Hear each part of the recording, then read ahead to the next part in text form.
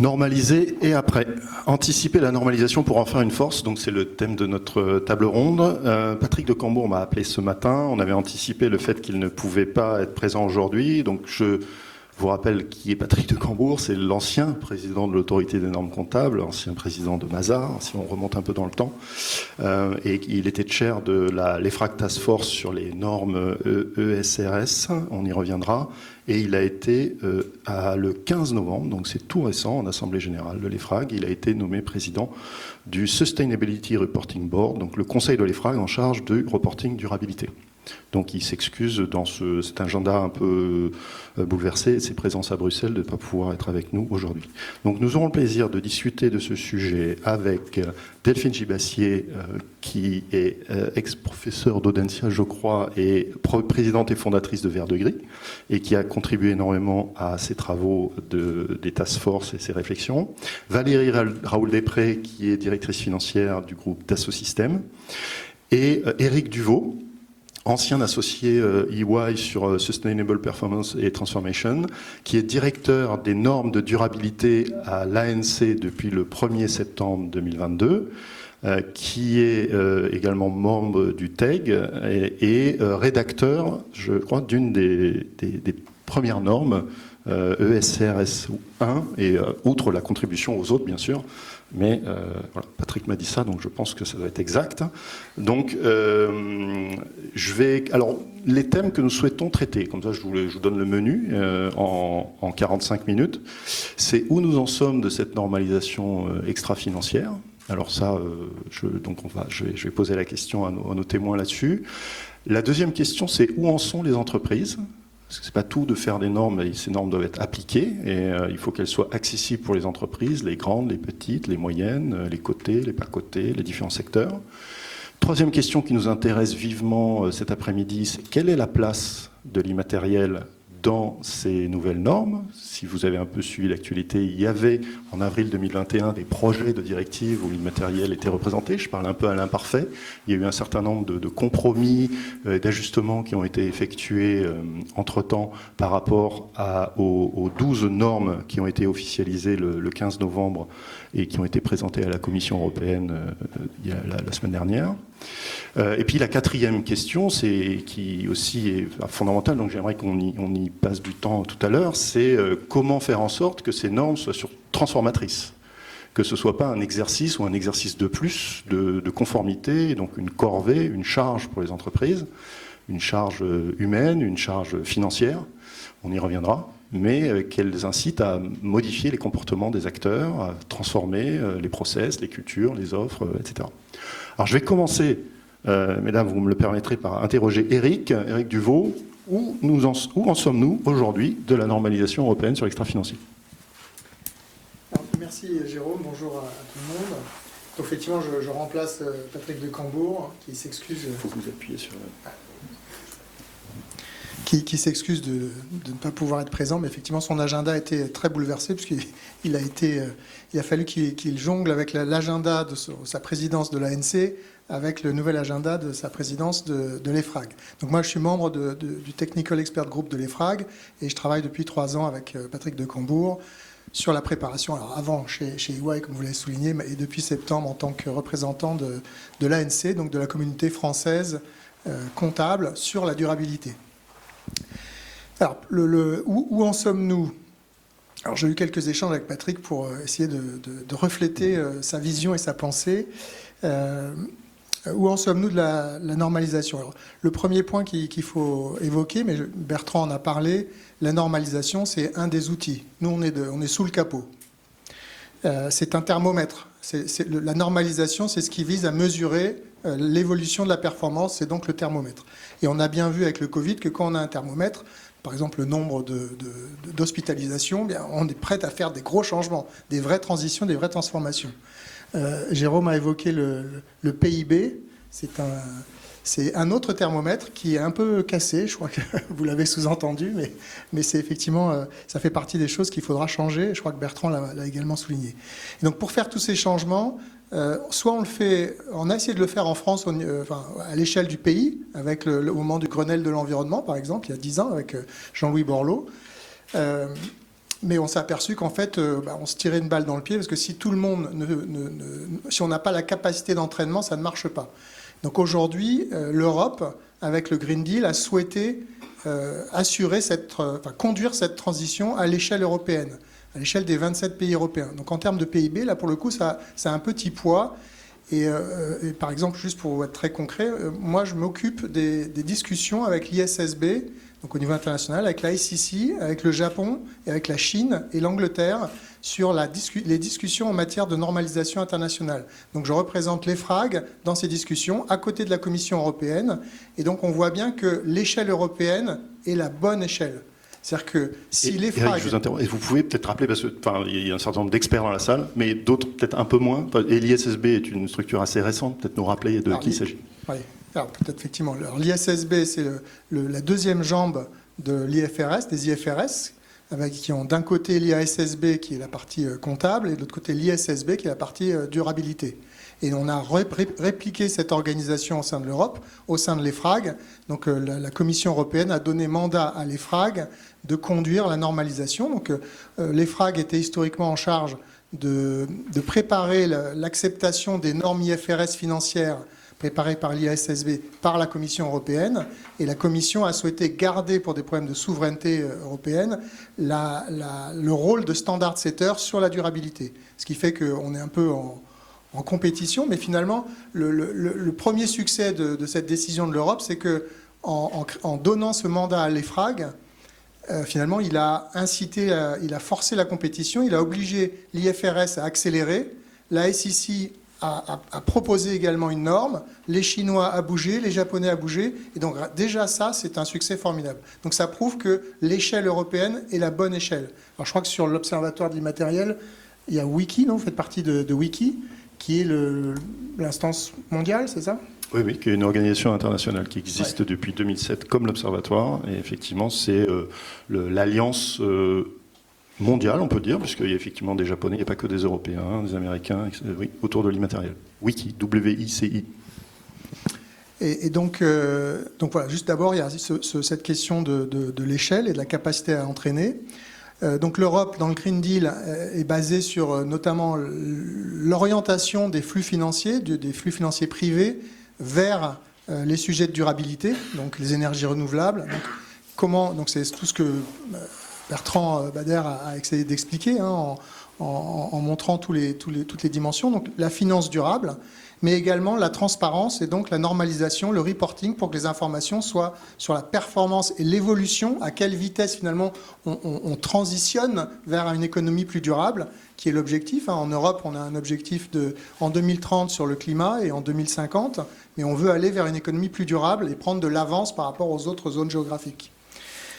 Et donc pour cela, il faut pouvoir mesurer. Alors effectivement, il faut mesurer pour créer de la valeur, pour montrer qu'on transitionne et non pas pour créer des couches administratives.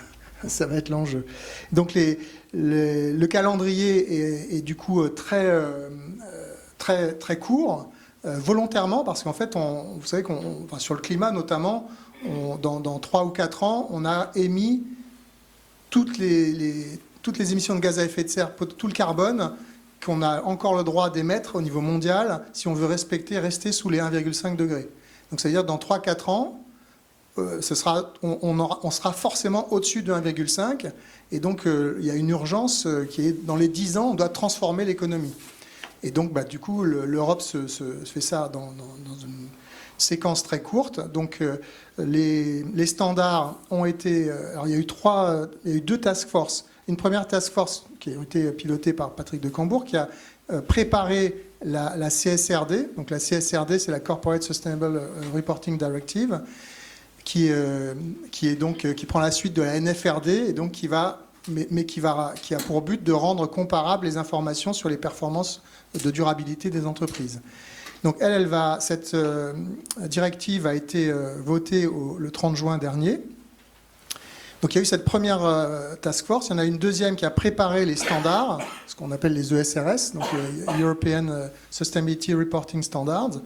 Et donc, les exposés sondages ont été publiés en avril dernier. Il y a eu des consultations. Certains d'entre vous ont peut-être répondu. Et donc, l'EFRAG a remis à la Commission ces projets de 12 normes qui vont donc qui vont être transformés en actes délégués, c'est-à-dire en décret européen en juin 2023, donc en juin prochain, pour une entrée en application pour les entreprises de plus de 500 personnes en consolidé en Europe à partir de l'exercice 2024, pour une publication dans les états, dans les rapports de gestion 2025. C'est pour toutes les entreprises ou certaines d'entre elles? Alors, c'est pour toutes les large enterprises, donc c'est toutes les entreprises. Alors, dans un premier temps, ça va être toutes les entreprises soumises à la NFRD, donc en gros de plus de 500 personnes en consolidé. L'année suivante, ça descendra le seuil descendra à 250 personnes. Et puis la troisième année, il y aura également les sociétés cotées entre 10 et 250 personnes. Donc ça va couvrir 50 000 entreprises en Europe. Et donc c'est un changement colossal et il y a un besoin d'adaptation de la part des entreprises qui va être très important. Et alors en France, on est plutôt bien outillé parce qu'avec l'article 225 et la NRE même avant, on s'était déjà très bien préparé. Mais pour des pays comme l'Allemagne, où il y a beaucoup de Mittelstand, d'entreprises moyennes, je peux vous garantir que c'est un vrai sujet.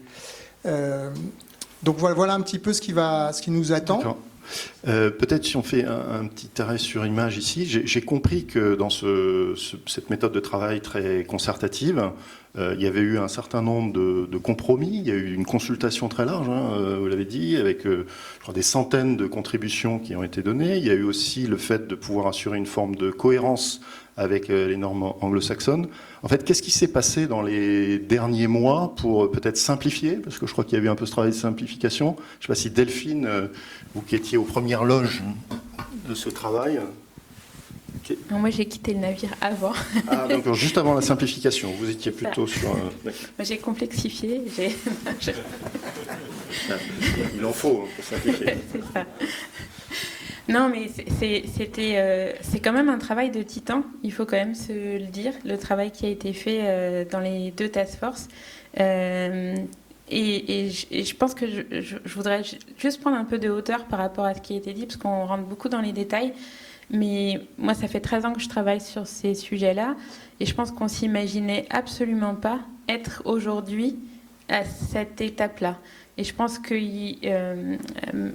quand je suis rentrée d'Angleterre en 2019 et que les entreprises refrappaient à la porte et qu'on a commencé à travailler avec Patrick et Eric et un certain nombre en France autour de cette potentielle, à ce moment-là, normalisation qui n'avait encore qui n'était encore qu'un nom, on s'imaginait pas être là aujourd'hui. Et il y a toujours ce qu'on appelle l'alphabet soup et toutes ces normes que les entreprises doivent faire. Et donc arriver aujourd'hui à, on va dire, deux grandes normes quand même, ou deux grands normalisateurs, avec la SEC qui travaille de son côté, et une espèce de consolidation, c'était pas gagné.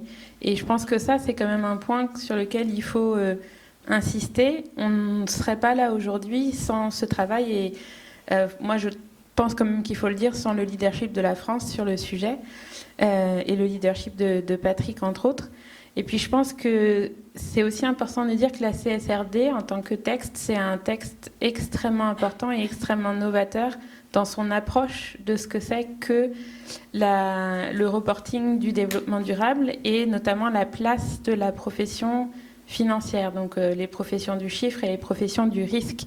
J'étais à l'IFACI, à la conférence de l'IFACI mardi. Ça change énormément la façon dont ces professions-là vont pouvoir travailler demain. Donc je pense que c'est quelque chose d'important et ça a été dit dans la press release il y a quelques jours. Ce que Patrick disait sur les deux jambes, c'est aujourd'hui ce qui a été dit, c'est-à-dire une mise en équivalence des données non financières en français ou de développement durable face à ce qui est face aux financiers. Donc pour moi, c'est quelque chose dont on rêvait depuis quand même assez longtemps et qui aujourd'hui est chose faite, et je ne pense pas qu'on reviendra en arrière. Et je pense aussi, comme Eric, que c'est le bon tremplin En janvier 2020, quand le commissaire Dombrovskis a dit on va faire des standards en Europe, c'est l'aiguillon qui a tout démarré, qui a fait que les anglo-saxons se sont mis à travailler et qui fait aujourd'hui qu'on a un texte aussi ambitieux et qu'on a des textes et des mouvements dans les autres pays qui se font et qui n'auraient jamais été le cas sans cette déclaration-là et sans tout le travail qu'il y a eu derrière. Donc je pense que c'est quand même fondamental de rappeler et de prendre un peu de hauteur là-dessus. Merci Delphine. Alors comment est-ce vécu dans les entreprises, dans les grandes entreprises peut-être comme Dassault Systèmes? Vous anticipez cela, vous regardez ça du coin de l'œil. Il y a quand même, si on réfléchit à des scénarios un peu noirs, peut-être un peu le risque de ras-le-bol, le risque de trop de normes. Vous avez vu des prises de position là sur, je citerai Blackstone, mais il y en a énormément. BNP Paribas, par exemple, est tiraillé d'un côté des États-Unis pour être excessif dans ses politiques de développement durable et poursuivi ou en tout cas critiqué en Europe pour du greenwashing, sachant qu'aux États-Unis ça va se régler devant les tribunaux, hein, c'est un peu différent de chez nous. Donc il y a un scénario noir, il y a peut-être des scénarios roses, mais comment est-ce que vous le voyez, vous, chez Dassault Systèmes? Alors, je pense que le panorama est assez variable. Et ça dépend en fait de beaucoup. Enfin, je pense que il faut revenir au cœur. Je reprends aussi un petit peu de hauteur sur le sujet. Si on parle normes, si on parle mesures extra-financières, c'est qu'on a un énorme problème. Un énorme problème climatique, un énorme problème de ressources, d'accessibilité aux ressources. On ne parle pas encore trop ressources, mais la TNFD probablement s'inviter assez rapidement, et on voit qu'elle commence à s'inviter depuis quelques mois dans les débats. Mais si on en reste à la partie climatique et la TSFD, cette fameuse référentielle qui nous fait réfléchir sur les changements et les disclosures qu'il faut mettre en œuvre, qui est une des bases des référentiels utilisés et retenus par l'Europe, on est sur un sujet vraiment de réduction de la... Je dirais d'abord de la réduction de la trajectoire carbone, et ensuite avec tous les autres sujets qui s'invitent, que ce soit le social ou les sujets de gouvernance. Alors, on n'a pas beaucoup parlé chiffres là pour l'instant. On est parti il y a quelques mois avec 136 indicateurs, ou 134, 12 référentiels, plus de 2000 points de disclosure à sortir. Delphine, vous avez raté une étape clé, la simplification. On est alors je ne sais pas, j'ai entendu deux chiffres, 84 et 82 indicateurs. Je sais pas, 82. 82 maintenant, il y en a 2 en une semaine qui ont disparu. Et à peu près 1000 points, 1200 de mémoire, si j'ai bien lu les communiqués, points de disclosure. On est dans un système extrêmement complexe. Donc moi j'ai deux parties, j'ai un cerveau droit et un cerveau gauche. La masse d'informations à produire pour les entreprises est juste monstrueuse. Oui, on avait commencé, et la France a commencé notamment avec la DPEF, mais l'expérience de la plupart des sociétés, je ne dis pas toutes, mais la plupart, et je pense que Dassault Systèmes n'était pas particulièrement en avance sur les sujets, en tout cas de déclaration de bilan carbone et autres. On déclare évidemment notre bilan carbone une fois par an. Et quand j'ai commencé, en tant que directrice financière, à m'en préoccuper lors du dernier rapport annuel, pourquoi? Parce qu'on a pris, il y a 2 ans, des objectifs SBTI de réduction carbone, que 80% de nos émissions en dehors de l'usage de nos logiciels par nos clients est lié aux achats, et que je suis aussi en charge des achats, évidemment, moi, ça fait 2 ans que je me dis comment on va réussir à faire notre baisse de réduction. Et donc, plus vous commencez à regarder, plus vous commencez à mesurer, plus vous commencez à agir, plus vous êtes intelligent, et plus ça commence à avoir du sens.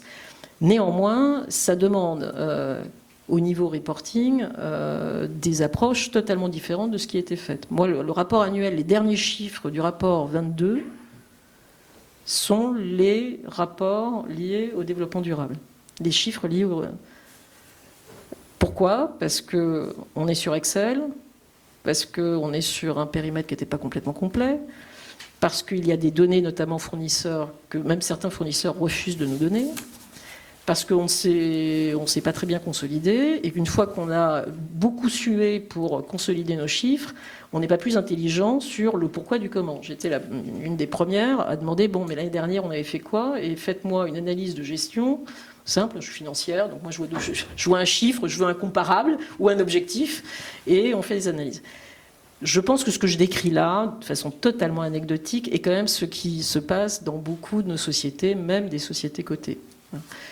Ce qu'il faut, c'est retomber à l'essentiel. Donc des indicateurs, oui, mais on va avoir beaucoup de mal à les sortir. Le lien entre l'indicateur opérationnel, la quantité de ressources en eau, l'électricité, les réfrigérants et les déchets, c'est fondamental. Mais ce qui est le plus fondamental, c'est comment vous gérez votre filière, comment vous négociez avec vos fournisseurs, comment vous faites en sorte d'acheter des produits décarbonés. Tous les sujets intéressants sont ceux-là. Donc on est sur ces sujets-là, nous, profondément, de remise en cause des chaînes de valeur, côté fournisseur, mais aussi discours sur le client, parce qu'on a la chance d'être une solution parmi tant d'autres, comme l'a dit notre interlocuteur de la BPI, la French Tech, en tout cas le digital, peut être un enabler de la transition, en tout cas Dassault Systèmes avec ses jumeaux virtuel est réellement un outil de conception, d'éco-design et d'anticipation de la circularité qui est au cœur du dispositif. Donc on est rassuré par l'impact positif qu'on peut avoir. Maintenant, on a des impacts négatifs et il faut les gérer. Donc aujourd'hui, les sociétés ne sont pas prêtes. On a dit une chose qui est clé, c'est que ces sujets-là étaient traités par les directions du développement durable qui ont fait un travail de fond fantastique depuis 10 ans, mais qui ont été sur ces sujets d'indicateurs et de liens entre le financier et l'opérationnel, ont été laissés assez seuls. Honnêtement, les directions financières ne préoccupaient pas trop. Les directions financières doivent absolument venir en support. Pourquoi ? Parce que de toute façon, elles ont les investisseurs en face d'elles. Tout ce sujet est tiré par la finance. Le Green Deal, c'est, comme on l'a dit, réorientation des flux financiers vers les secteurs de l'économie qui vont aider à la transition. Donc on commence à voir, même les analystes de crédit, commencer à nous poser des questions ESG, ce qui n'était pas du tout le cas il y a 2 ans. Donc la pression monte et on est entreprise au cœur maintenant de la marmite. Moi je dis simplement une chose, attention quand même, c'est que la mise sous pression et la complexité des informations qu'on nous demande, je pense que 80% des entreprises aujourd'hui ne sont pas capables de répondre à cette pression. Donc il y a des régulateurs, des normalisateurs, des investisseurs, des banquiers, des auditeurs. Ça fait beaucoup de gens qui y a qu'à font con. Et il y a ceux qui vont devoir faire. Et ça ne doit pas... Et c'est ça le paradoxe et la difficulté. C'est qu'on doit commencer. Moi, si je suis là aujourd'hui, c'est pas pour râler en tant que représentant des entreprises. J'ai une conviction intime qu'il faut commencer à travailler. Mais là, honnêtement, vous avez créé une sophistication de la pensée double matérialité, travailler sur les externalités, regarder le réel, avoir des objectifs moyens, long terme. C'est honnêtement impossible, dans les 5 ans qui viennent, d'arriver à ce niveau-là. Donc moi, c'est un peu mais on commence, donc on va être intelligent, et puis on va voir comment ça évolue. Merci Desbarrés. Je crois que Delphine et Eric souhaitent répondre. Ouais, je pense que je vais intervenir sur 2 points, et un point sur lequel Eric et moi je pense qu'on est complètement d'accord, c'est qu'il y a un vrai problème de compétences. C'est-à-dire qu'aujourd'hui, on a une obligation dans la CSRD que tous les auditeurs soient compétents sur ce sujet-là. Et en France, on est peut-être plus en avance, mais sur 27 pays, il va falloir former combien ? Je ne sais pas, de milliers d'auditeurs. Mais ça veut dire aussi de former des analystes et de former des personnes dans les équipes. Et ça, c'est un vrai problème pour avancer. On a un deuxième problème, c'est les systèmes d'information. On n'a pas non plus été forcément beaucoup aidé par cette profession-là et le côté ERP et business intelligence. Dans les dernières années, je pense qu'il y a aussi un gap et un sujet. Mais je suis complètement d'accord sur le fait qu'il faut s'y préparer dès maintenant, et que il y a pour les entreprises la nécessité de prendre ça comme un escalier. Et c'est ni un gouffre, c'est pas un fil vertigineux. Mais alors moi, on rigolait en disant que j'avais complexifié et que j'étais partie, mais en fait aujourd'hui, moi, j'applique et je forme. Donc je suis très très consciente de la difficulté de ce qui se passe, et je travaille avec des grands groupes sur le sujet. Et même les grands groupes qui étaient très très en avance aujourd'hui sont en train de se poser beaucoup de questions et ça remet en cause. Un dernier point, et puis je laisserai Eric dire sur un point vraiment très important sur la norme, c'est d'abord la matérialité. C'est sans doute ce qu'il y a de plus compliqué à refaire, parce que la plupart des entreprises le font, et aujourd'hui il faut le faire un petit peu différemment. Mais c'est la première, c'est important, et tout le monde est d'accord. On avait des groupes, moi je représentais l'académique, les auditeurs, les entreprises, etc. Les ONG, on est tous d'accord pour dire que première chose, c'est d'abord de comprendre là où on doit mettre ses efforts. Le reste, c'est pas le plus important. Et la deuxième chose, c'est la cohérence. C'est-à-dire que quand on forme, quand on explique et quand on a l'occasion de parler des normes, c'est la cohérence nécessaire entre les différentes parties. Et c'est souvent là que les entreprises se rendent compte que ça devient compliqué et qu'on n'avait peut-être pas fait le lien. Mais il y a vraiment une compréhension entre un plan d'action, un plan de transition, des objectifs, des politiques, des métriques derrière. Et tout ce qu'on demande doit être cohérent. Et généralement, ça vient de l'action qui a eu lieu avant, parce que c'est ça qui est très très important. Et moi, je pense que c'est un message clé que je voudrais faire passer, c'est avant tout, avez-vous pensé à ce que vous allez dire avant et la cohérence de tout ça, les financements, les objectifs, les politiques derrière. Alors, Eric, je vais vous laisser la parole, mais j'aimerais quand même savoir, il y a beaucoup de normes qui peuvent être vécues comme une contrainte. J'aimerais quand même comprendre ce qui s'est passé concernant l'immatériel. Alors effectivement, je vais y revenir, ça me paraît être le centre du sujet, mais je ne peux pas laisser Valérie prendre cette position si tôt après la publication des normes. Je pense qu'effectivement les exposés sondages étaient trop lourds. Aujourd'hui, on est à peu près un peu plus de 1000 data points. Il faut savoir qu'en finance, on est à plus de 10 000, donc c'est 1 pour 10 quand même. Ensuite, on a mis 50 ans pour construire le référentiel. Oui, alors les systèmes la difficulté, c'est qu'on n'a que 10 ans devant nous. Donc il va falloir s'y mettre plus vite. Bien sûr. Et effectivement, c'est un peu challenging. Et ensuite, on a quand même prévu, donc la CSRD prévoit une montée en puissance sur 3 ans. Et à l'intérieur des standards, on a des dispositions transitoires sur 3 ans également. Donc ça laisse en tout, c'est 6 ans de montée en puissance progressive. Et donc ça permettra à toutes les personnes que tu as évoquées, côté préparateur et côté auditeur et côté analyste, ça leur donnera du temps pour se préparer et se former sur tous ces sujets. Moi, ça fait 30 ans que je travaille sur ces sujets-là. Je considère qu'aujourd'hui, les textes qui ont été proposés à la Commission sont bons à 80%. On espère qu'il y aura encore un petit peu d'amélioration entre maintenant et les actes délégués de juin prochain. Mais je suis plutôt très optimiste. Il faut aussi avoir en tête que dans les 1000 data points, là, on a la plupart, enfin beaucoup, alors déjà il n'y en a qu'un tiers qui sont obligatoires, les autres sont soumis à l'analyse de matérialité par l'entreprise, donc l'entreprise peut décider qu'elle considère que ça n'est pas applicable pour elle, et ensuite il y a beaucoup de ces points qui ne concernent pas les entreprises. Si je prends un exemple très concret, il y a un data point qui est sur les crédits carbone. Toutes les entreprises n'ont pas des crédits carbone. Donc si l'entreprise n'a pas de crédit carbone, la réponse « j'en ai pas » est terminée. Donc voilà, c'est juste pour dire qu'il faut faire attention aux chiffres.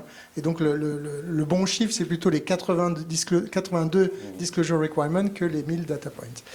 Alors sur l'immatériel, je pense effectivement c'est le cœur du débat. Demi-victoire, on va dire.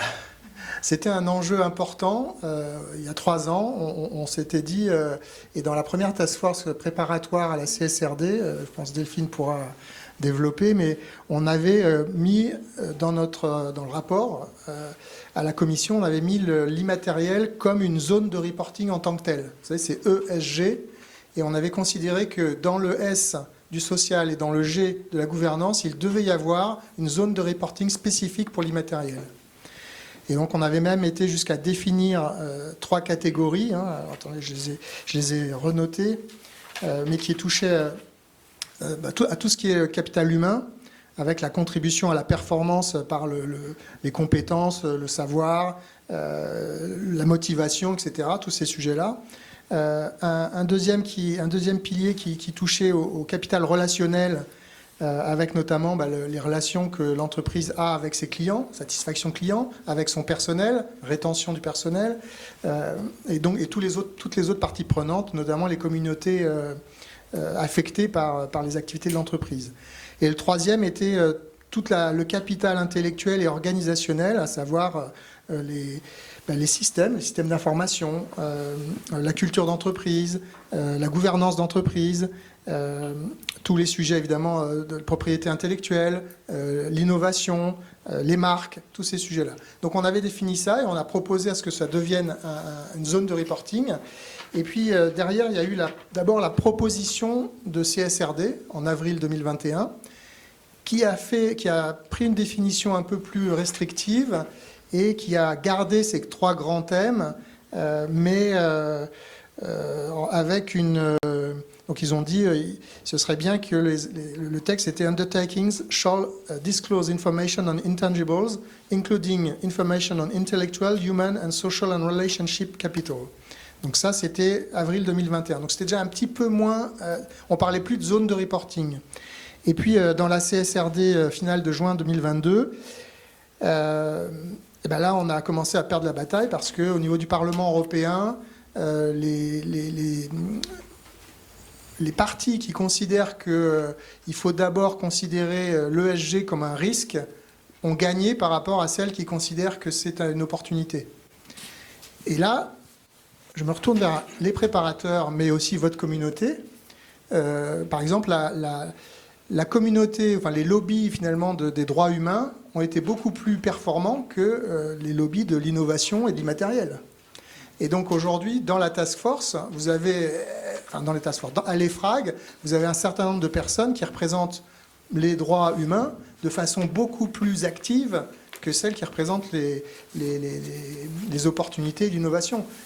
On s'est battu au sein avec Patrick de Cambourg, parce que il a ça ancré en lui. Il considère qu'on devrait parler des produits responsables, par exemple.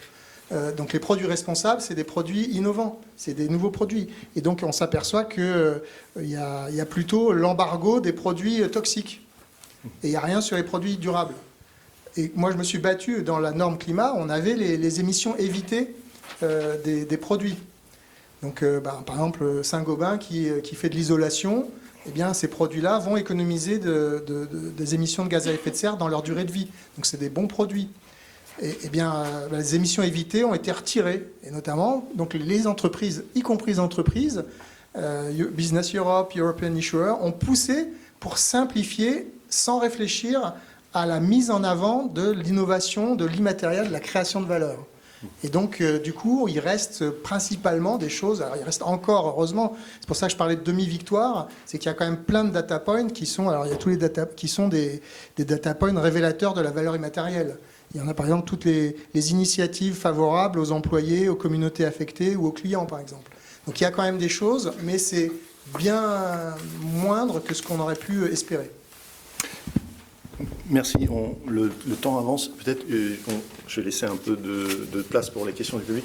Peut-être un point, ça a été un petit peu évoqué. Quels sont les moyens, on a parlé de la formation, Delphine, quels sont les moyens pour faire en sorte que ce ne soit pas une norme de plus, un exercice de conformité, et que ces normes incitent à des véritables transformations stratégiques, humaines, comportementales, organisationnelles? Alors, moi, je pense que le mot formation, c'est-à-dire la compréhension des enjeux, est fondamental. Et là, on est quand même très en retard. On voit que le travail de réflexion RSE qui s'est opéré dans pas mal de sociétés depuis un certain temps, et les techniciens, aujourd'hui, en fait, ceux qui sont en charge de traduire dans des data points ou des chiffres fiables, puisqu'en fait, cette norme a été aussi, il faut le rappeler, faite pour, je dirais, combattre le greenwashing. C'est l'objectif premier. Mais il faut se rappeler qu'en derrière, on a des enjeux de compréhension de quel est l'impact de l'économie sur le monde. Et ça, en fait, c'est des sujets hyper techniques. Hyper techniques. Donc, c'est aujourd'hui les financiers avec les directions RSE qui sont en charge de publier ces données, et on continuera à travailler sur les disclosures de l'innovation, en tout cas pour un groupe comme le nôtre, parce que c'est fondamental, et le sujet savoir et savoir-faire. Mais on a un énorme sujet d'association des collaborateurs, des directions générales et des parties prenantes, notamment de la chaîne de valeur, clients et fournisseurs, pour nous éduquer et tirer dans le même sens. Et ça, c'est quand même un exercice d'intelligence collective qui est juste vraiment, vraiment particulier. Nous, on a choisi pour fédérer en fait la totalité des fonctions, puisque toutes les fonctions sont partie prenante de l'équation. Alors les financiers, parce qu'elles ont le reporting à faire, voire elles ont à décider de nouveaux investissements prenant en compte des critères carbone par exemple, mais vous avez évidemment la R&D, vous avez les fonctions IT pour une boîte comme la nôtre, les fonctions immobilières, et évidemment les fonctions RH. Il faut que tout le monde soit formé aux grands enjeux. Alors pour le climat, nous on a décidé massivement d'associer, de faire des fresques climat. Honnêtement, si vous ne faites pas une fresque climat, c'est pas la peine de comment. Enfin, je veux dire, on peut gloser sur le reporting et on fera de la compta ou de la quasi-compta, qu'elle soit carbone ou pas carbone, mais on n'aura pas compris le sujet. À partir du moment où les parties prenantes comprennent les enjeux, il y a une mise en action parce qu'il y a du sens. Donc moi, je suis et ça c'est l'immatériel, parce que ça crée du sens et de la compréhension technique, scientifique sur le sujet. C'est quelque part créer une culture de la transformation et de la transition. Donc l'enjeu, c'est de faire bouger nos cultures pour faire de la culture de transformation et de transition. Alors il se trouve qu'on est dans une boîte d'innovation, donc ça ne nous perturbe pas plus que ça, et c'est assez naturel. Je pense que c'est beaucoup plus complexe pour beaucoup de secteurs de l'économie. Donc pour moi, c'est le premier élément. Après, on a des sujets quand même de moyens financiers. C'est scientifique. Tous les sujets scientifiques, ceux qui lisent les critères de la taxonomie, vous tombez tout de suite sur des problèmes de compréhension technique. J'encourage à faire, regardez quel est le résultat de l'éligibilité et de l'aliment, ça va vous donner un indicateur de la maturité. Et moi, je regarde comment les équipes, là, on est en train de monter les pourcentages d'alignement, on n'arrive pas à notre pourcentage d'éligibilité. Pourquoi ? Parce que les critères techniques sont tellement compliqués qu'on n'arrivera pas à documenter ça. Et ensuite, je propose quand même de faire l'exercice de la TCFD à fond. Et quand vous avez choisi vos scénarios climatiques, vous avez fait vos analyses de risque climat, puisque j'assistais à l'IFACI aussi aux conférences, et le risque de transition, là aussi, vous tombez sur des écueils où vous devez mettre des personnes de business, des techniciens pour comprendre les sujets. C'est un sujet de compréhension. Et il est éminemment complexe parce qu'on a 3-4 ans pour le comprendre, alors que ça fait 30 ans que les scientifiques nous alertent et que les fonctions comme les financiers, direction générale, en dehors des climatologues, on est très en retard sur le savoir. C'est pas grave. On va apprendre tous ensemble et on va commencer dans l'action. Formation, adhésion à la stratégie, puisque c'est la stratégie qui doit bouger. Et donc ça veut dire de commencer par le haut et de descendre assez bas dans les organisations. Merci. Est-ce qu'il y a peut-être une ou deux questions dans le public ? On va te faire passer le micro. Et dans l'interlude, j'en profite pour demander, en fait, dans quelle mesure il va être possible d'amortir les charges de transition. On a parlé du nouvel ERP. Voilà, je tiens à m'excuser. J'ai posé une question lors d'une conférence en début de semaine, mais c'était pas à peine le bon forum pour le faire. Mais je ne savais pas que Delphine réintervenait, donc je tiens à m'excuser publiquement sur le côté un peu taquin de ma question. Mais moi, je pense que, alors là, comme il y a des représentants de la comptabilité, honnêtement, si vous ne mettez pas faire de la taxonomie, si vous n'êtes pas si vous n'avez pas une aide externe, c'est très difficile, même si c'est juste aux limites. Si vous voulez faire de la transition climatique, si vous n'avez pas des experts, et on a dans un certain nombre de cabinets de la place, évidemment des experts qui ont développé ce savoir depuis 20 ans, ça n'est pas possible. Pas tout faire, mais juste comprendre le début. C'est ce que nous, on a fait. À chaque fois, c'est des dizaines de milliers d'euros. Si on va devoir payer un certificateur, un vérificateur, c'est des dizaines de milliers d'euros. On doit changer nos systèmes d'information, les connecter au système financier. Si vous voulez le faire vite et bien, définir un data model, rien qu'en project management, sans savoir et savoir-faire, les financiers savent faire beaucoup de choses, on va s'y mettre, c'est des milliers d'euros. Et parce qu'on a 5 ans pour le faire. Ma question que j'ai et ma demande, c'est soyons innovants, mais dans toutes les parties. Aider les entreprises, notamment les PME, PMI, les start-up qui vont être soumis, qui n'ont vraiment pas les moyens d'un grand groupe. Aidez-nous à clarifier les critères de capitalisation de la création d'un immatériel, qui est la création d'un reporting de performance extra-financière, qu'on puisse capitaliser les coûts qu'on va devoir engager dans les 3 prochaines années. Donc c'est le coût initial, c'est le coût initial, c'est pas... Je ne demande pas, moi, que ça soit... Et ça, c'est fondamental. Alors, Merci de me donner l'occasion de je ne sais pas s'il y a des éléments de d'interpeller réponse. Visiblement, la question a déjà été mes posée. amis comptables. Non, peut-être pas. Moi, je n'ai pas la réponse à cette D'accord. question précise. C'est, Mais ce que je voulais dire sur les leviers ou les actions potentielles, donc j'ai évoqué l'action de lobbying. Il faut que l'immatériel soit plus présent au niveau international, au niveau intellectuel et au niveau politique. Il faut qu'au Parlement, il y ait des gens, au Parlement européen, il y ait des gens qui aient envie de défendre cette nouvelle création de valeur. L'écart entre book value et market value est tel aujourd'hui que c'est insensé que personne n'ait défendu ça pendant ces 3 années de processus, quoi. On était les seuls, quelques-uns Français, à défendre cette vision-là, mais on a été très très isolés. Donc c'est la partie politique, et l'autre partie, elle est technique, effectivement, et ça rejoint probablement votre sujet, c'est on manque d'indicateurs. Alors sur les droits humains que je prenais comme contre-exemple tout à l'heure, il n'y a pas non plus beaucoup d'indicateurs. Mais si on arrivait à avoir plus de metrics, de mesures quantifiées sur ces sujets de création de valeur, évidemment on serait plus crédible. C'était un des arguments utilisés par la Commission et le Parlement européen pour dire bon, c'est pas mature, on n'y va pas. Et donc c'est ce qui fait que je parlais de demi-victoire tout à l'heure. Donc là, il faut que conceptuellement, accélérons les travaux de l'Observatoire du matériel. je crois que ça va être le mot de la fin. Et juste un mot aussi pour dire, ne pas confondre la CSRD avec la taxonomie. Alors pour les entreprises, c'est deux paliers Il y a un qui petit arrivent en lien même quand temps. même. Il y a une Oui. grande cohérence. Non mais attendez, non là je débat. Les piliers de la taxonomie et les piliers de la CSRD sont cohérents. Oui. Je veux dire, on parlait de cohérence. Si on n'arrive pas à éduquer le monde de l'économie, parce que sinon c'est de l'empilement. D'accord, vous avez de la taxonomie, vous avez les CSRD, puis vous avez la DPEF, parce que tout sera vous avez les ISSB. Je veux dire, personne ne comprend. Donc il faut bien savoir qu'on a un certain nombre de choses à traiter, du social, de la gouvernance, de l'environnement, et que ces sujets-là sont, à travers un certain nombre de secteurs, pilotés et vont devoir, en effet, produire des indicateurs qui font le lien entre le financier, parce que la taxonomie, c'est quand même un pourcentage de revenus et de CAPEX et d'OPEX, mais si on ne fait pas le lien avec les indicateurs du pilier de la CSRD, on a tout faux. Moi, c'est le sujet de la cohérence. Sinon, on ne peut pas réfléchir stratégiquement. Et donc je demande, et il y a un certain nombre d'acteurs de la place qui essayent de faire cette pédagogie-là. Mais c'est vraiment important de garder la cohérence des normes, sinon on va vous dire, écoutez, ça suffit, on pose le crayon. Ce qui serait quand même une très mauvaise idée. Alors évidemment, dans le cahier des charges de l'EFRA, il y avait la cohérence avec toutes les réglementations européennes, dont la taxonomie. Donc la cohérence est clé.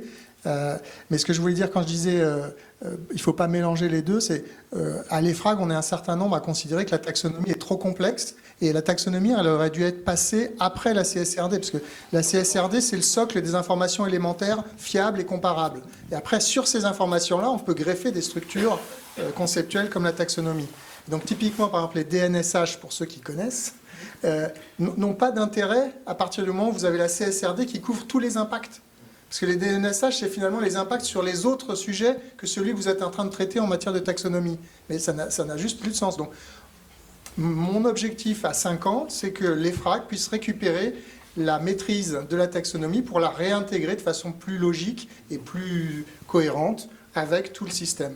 Et donc, pour des raisons politiques, ça ne s'est pas fait dans cet ordre-là. Il va y avoir 5 ans de période de transition, mais je pense qu'on y arrivera. Merci beaucoup. Un grand merci à vous trois, Delphine, Valérie, Eric. Je pense qu'on peut les applaudir.